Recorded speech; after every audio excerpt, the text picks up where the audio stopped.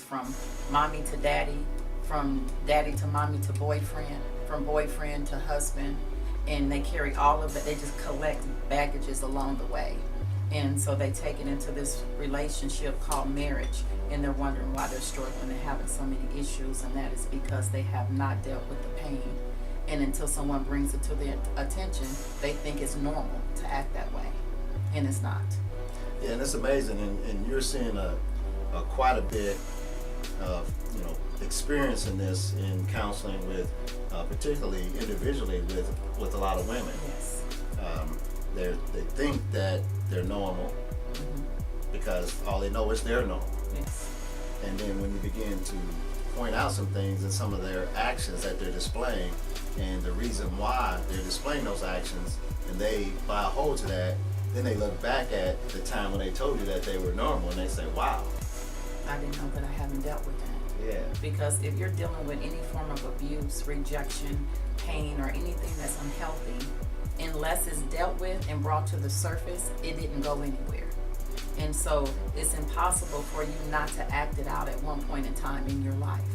And so you can be having to yourself a normal conversation, and then me and you can engage in a conversation, and I can notice what you can't notice because I was trained to hear different. And so we just have to deal with this because the world is hurting right now. And here's the thing about that pain that you deal with over the course of your life or in your marriage, or, wherever you get that pain, those painful experiences from. You made a point that they're always going to come out at some point, and you don't see how they're coming out. But they never come out in a positive way. Never. Because if you were the quiet one in the relationship and the man was the dominant one, then you say, leave that relationship and say, I'm never taking it again. Now you become the aggressor and the dominant person because you promised to yourself that no one would ever do you like this again. So is that a healthy way to deal with it or not?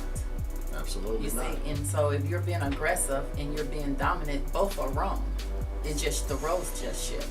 And the sad part about that is you may initially attract somebody because of that, how you feel initially, but over the course of time, then you're going to be upset because that's, for one, not the way that you want to be, because that's not the way God is. If you're a woman, that's not the way God designed for you to be. And then you're not gonna appreciate and respect everything about that man because he's allowing you to be dominant over him and be aggressive towards him, and you're gonna wish that he would stand up. But then if he does try to stand up, then he's gonna remind you of either that past relationship or that father that you see was that way, and so you got a war. So the only way that's going to be able to be dealt with is if there's total healing that takes place. Normally it's best before the relationship, but if you can find yourself in that place in that relationship, you got to be able to get help.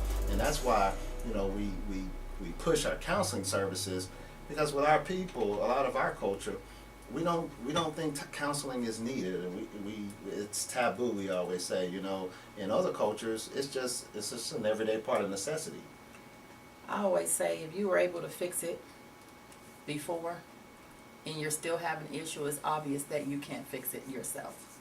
And in a marriage, if you had a model that was unpleasant, unhealthy, then it is obvious that you don't know how to do it alone.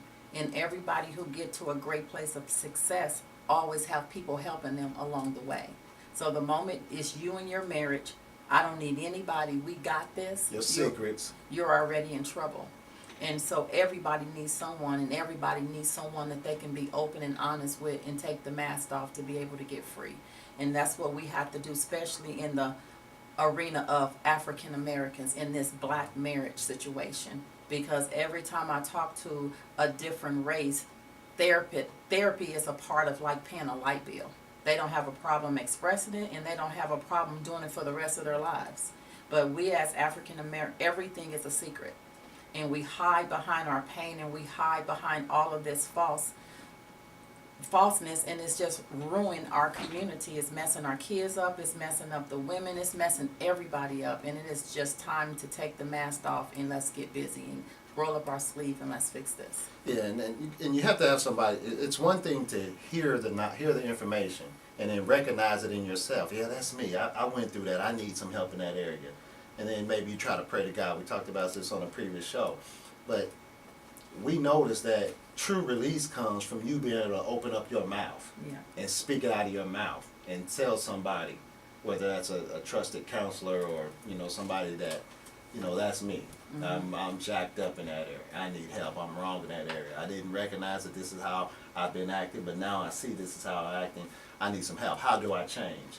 And that's the step one Yeah. of your release. Yeah, because you can live half of your life until Jesus come, or you can live your whole life, and it's a decision.